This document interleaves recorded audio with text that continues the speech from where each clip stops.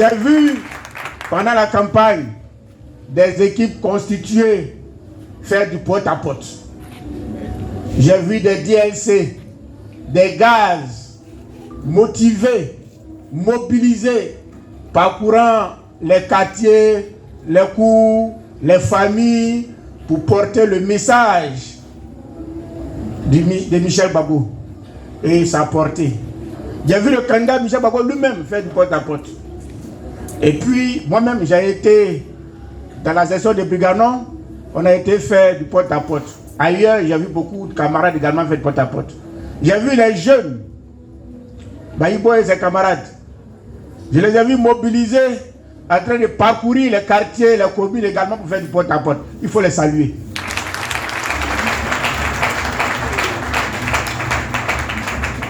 J'ai vu les femmes, j'ai vu les enseignants, j'ai vu nos camarades du privé. En tout cas, tout Yopougon était mobilisé pour faire gagner Michel Gbagbo. Et le résultat, c'est que Michel Gbagbo a gagné. Ici à Yopougon, Michel Gbagbo a gagné. Ici à Yopougon, le PPACI a gagné. Ici à Yopougon, Gbagbo Laurent a gagné.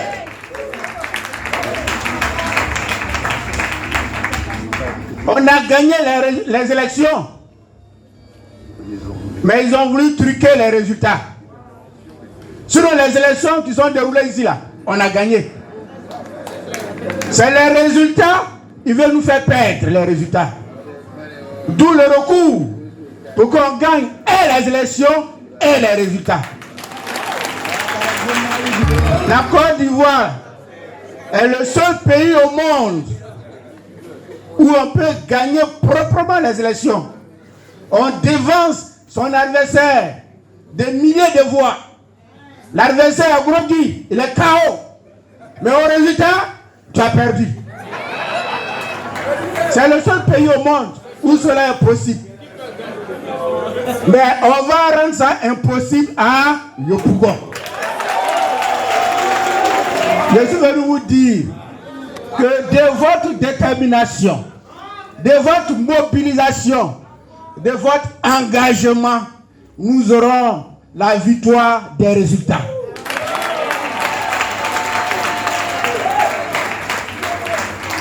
Parce que la SOI qui est là, la SOI a conçu un logiciel puissant, efficace. En tout cas, c'est un logiciel conçu par la CI au profit du RHDP pour rendre ce parti minoritaire, sectaire, clanique, victorieux sur l'ensemble du territoire. Le RHDP, à travers la SOI, organise le braquage du pays. Le RHDP n'a gagné nulle part.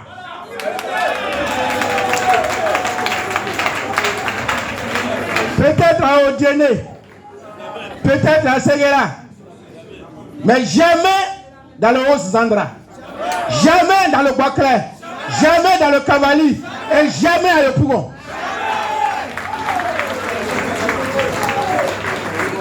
Mais le logiciel a été conçu de sorte que même là où ils perdent, ils gagnent. Nous étions très concentrés par la libération et par le retour du président. Et eux, pendant ce temps, ils payaient des experts à travers le monde pour venir concevoir un système, un logiciel qui allait les faire gagner les élections partout en Côte d'Ivoire, même quand ils ont perdu. Et ils ont mis ce logiciel en marche. J'entends certains dire que les tablettes ne marchaient pas. On dit on va dans les bureaux de vote et puis les tablettes ne marchent pas. Mais quand ils ont perdu, quand ils ont gagné Bongouanou, la commune de Bongouanou, le maire qui a été élu était un maire AIDP. Quand il a gagné la mairie de Bongouanou, Alors que j'ai parcouru les villages qui sont dans la commune et que j'ai vu combien de fois les chefs, les notaires, les femmes, les jeunes étaient mobilisés pour aller le sanctionner dans les urnes parce qu'il apparaissait arrogant et impoli. Quand il a gagné, il dit mais qu'est-ce qui n'a pas marché? Comment on peut ne pas vouloir de quelqu'un et puis il va gagner?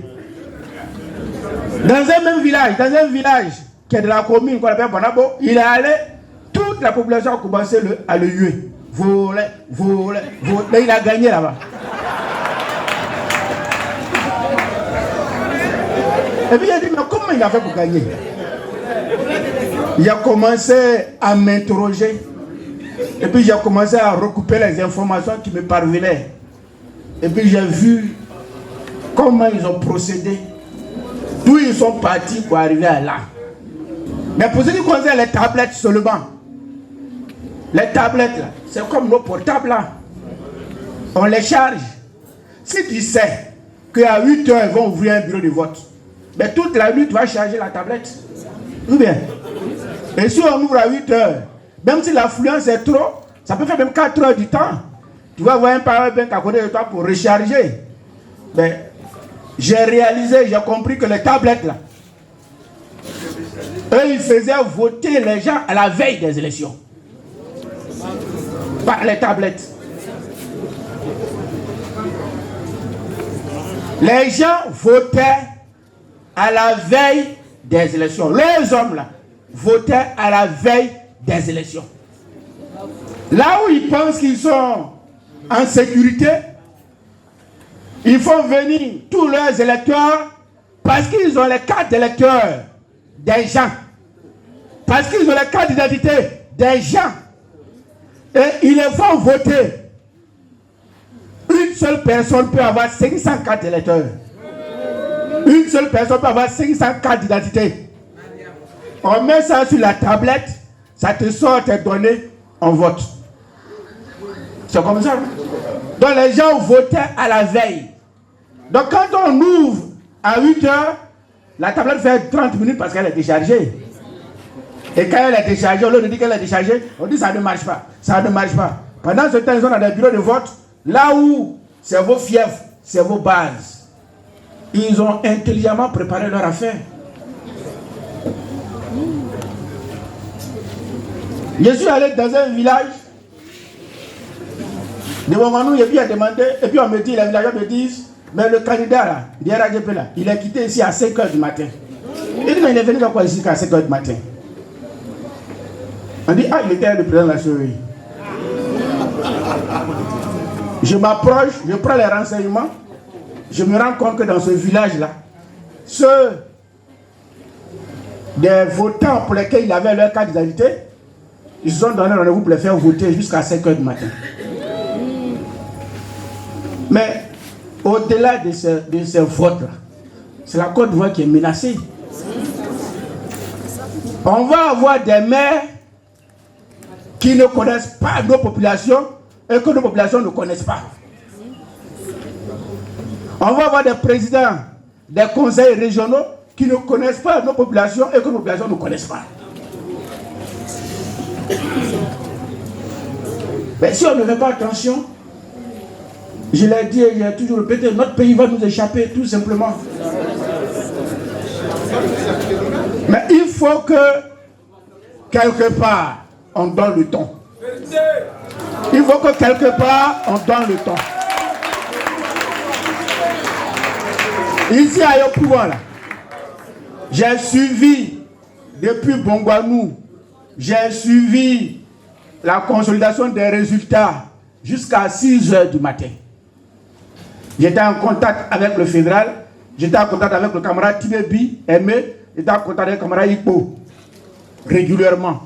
Je ne dormais pas parce que je suivais Yopougon. Et jusqu'à 6 h du matin, mais on était en avance. Des milliers de voix sur leurs candidats là.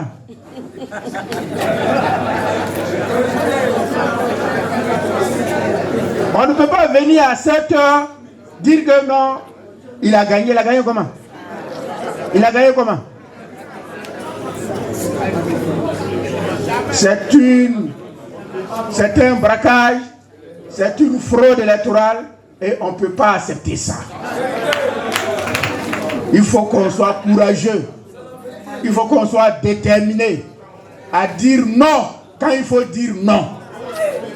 Avec les documents qu'on a là, avec les documents qu'on a là, avec les éléments de preuve qu'on a là, et qu'on a déposé au Conseil d'État là, le Conseil d'État va donner Michel victorieux. Avec ce que Dia Oufoué, candidat, a comme élément, parce que lui également, tous les éléments qu'il a en sa possession donnent victoire à Michel Gbagbo. Nous aussi, tous nos éléments que nous avons en notre possession donnent Michel Gbagbo victoire, vainqueur de ces élections-là. Et aussi le candidat RIDP, tous les éléments qu'il a là, donnent Michel Gbagbo vainqueur des élections. Alors, si tous ceux qui étaient en compétition ici, Michel Gbagbo, Dia Oufoué, le candidat RIDP, disposent des éléments qui donnent Michel Gbagbo vainqueur, il n'y a pas de raison que le Conseil d'État ne déclare pas la victoire de Michel Gbagbo. Nous là, on ne veut pas brûler le pays. Vous savez, les gens pensent très souvent qu'on est faible. On n'est pas faible. Parce que si c'était eux là, ils allaient prendre machette, ils allaient prendre hache, ils allaient même prendre fusil pour aller casser les bureaux de vote, pour casser tout et déverser les microbes sur les gens. Nous là, au lieu de faire comme eux, on a dit on va faire l'option de la loi du Conseil d'État. Mais on sait les risques que cela comporte. Parce que le Conseil d'État même est tenu par eux. N'est-ce pas? Nous pensons que pour la paix, pour la tranquillité en Côte d'Ivoire, mais surtout pour le calme qui doit régner à Yopougon, parce que mine de rien, Yopougon est la plus grande commune. Donc le Yopougon doit connaître un certain calme. Et nous travaillons à cela. Et donc pour le calme qui doit régner à Yopougon, le Conseil d'État va se débarrasser de ces manteaux de rebelles pour dire la loi. Et la loi dit Michel Gbagbo a gagné.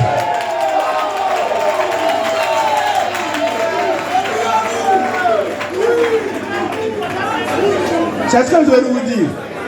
Je vais vous dire que Michel a gagné. Quand vous retournez chez vous là, ayez en tête que Michel a gagné. Et que toujours au lendemain, le Conseil d'État va déclarer la victoire de Michel Gbagbo.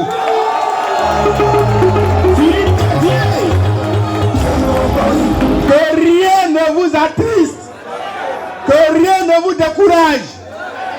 Ne regardez pas les bruits. Regardez la victoire de Michel Gbagbo que va déclarer le Conseil d'État. Il y a un camarade qui a dit, est-ce qu'on va aller aux élections avec cette chose en 2025?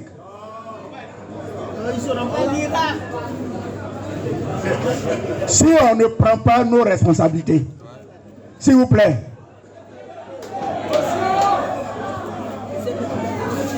si on ne prend pas nos responsabilités